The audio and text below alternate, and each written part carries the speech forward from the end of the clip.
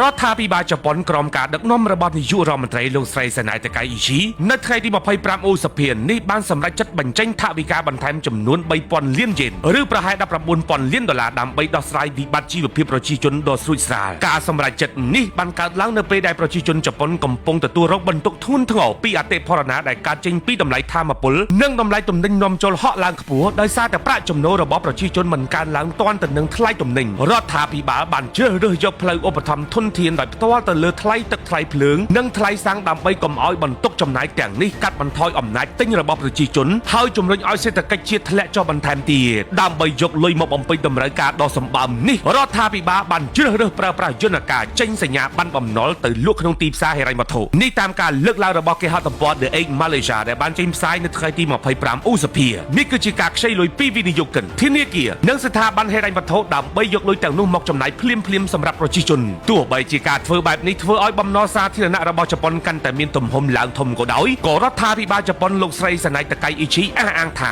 នេះគឺជាយុទ្ធសាស្ត្រចាំបាច់ដើម្បីរក្សាស្ថិរភាពសង្គមក្នុងគ្រាមានអាសន្នទន្ទឹមទៅនឹងការសម្រេចចិត្តលោកស្រីនាពេលនេះគឺបានបន្តកើតឡើងចំពេលដែលទិន្នន័យពលរដ្ឋជប៉ុនកាត់បន្ថយការចំណាយទៅលើទីផ្សារដែលអាចនាំឲ្យមានការដើរចេញពីអ្នកវិនិយោគិនឬវត្តសេដ្ឋកិច្ចមានភាពយឺតយ៉ាវទើបរដ្ឋាភិបាលសម្រេចចាក់បញ្ចូលថាមពលចូលទៅក្នុងសេដ្ឋកិច្ចវិញតាមរយៈការឧបត្ថម្ភថ្លៃភ្លើងសាំងដើម្បីឲ្យប្រជាជនមានលុយសល់សម្រាប់ទិញទំនិញផ្សេងទៀតដែលធ្វើឲ្យសេដ្ឋកិច្ចនៅតែអាចបន្តវិលជុំបានក្នុងកិច្ចខិតខំប្រឹងប្រែងដើម្បីស្ដារសេដ្ឋកិច្ចនិងរក្សាលំនឹងជីវភាពប្រជាពលរដ្ឋនាយករដ្ឋមន្ត្រីលោកស្រីតាកៃឈីបានបង្ហាញនៅទំនុកចិត្តយ៉ាងមុតមមលើសមត្ថភាពគ្រប់គ្រងហិរញ្ញវត្ថុរបស់រដ្ឋាភិបាលទោះបីជាត្រូវប្រើប្រាស់កញ្ចប់ថវិកាបន្ថែមចំនួន 19,000 លានដុល្លារក៏ដោយលោកស្រីបានបញ្ជាក់យ៉ាងច្បាស់ថាទោះបីជាមានការព្រួយបារម្ភពីការពង្រីកបំណុលជាតិក្តីក៏រដ្ឋាភិបាលមានយន្តការច្បាស់លាស់ក្នុងការគ្រប់គ្រងស្ថានភាពនេះដោយមិនឲ្យជះឥទ្ធិពលអាក្រក់ដល់ទីផ្សារសញ្ញាប័ណ្ណឡើយតាមរយៈការវិតម្លៃយ៉ាងល្អិតល្អន់លោកស្រីបានអះអាងថាកំណើននៃការប្រមូលចំណូលពន្ធនិងប្រាក់ចំណូលក្រៅពីពន្ធរួមជាមួយការគ្រប់គ្រងចំណាយប្រកបដោយប្រសិទ្ធភាព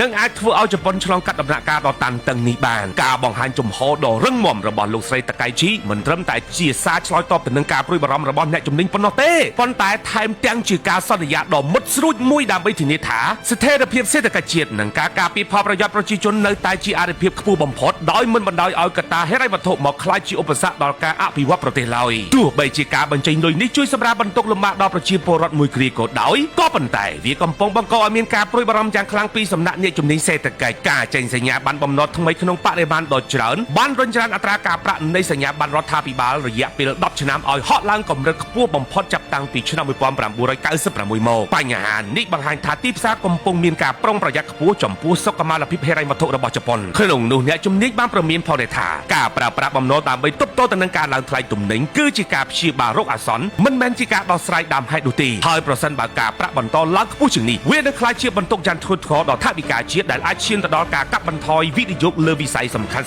ផ្សេងទៀតទៅថ្ងៃអនាគតខ្ញុំសំអាងវណ្ណៈ True Insider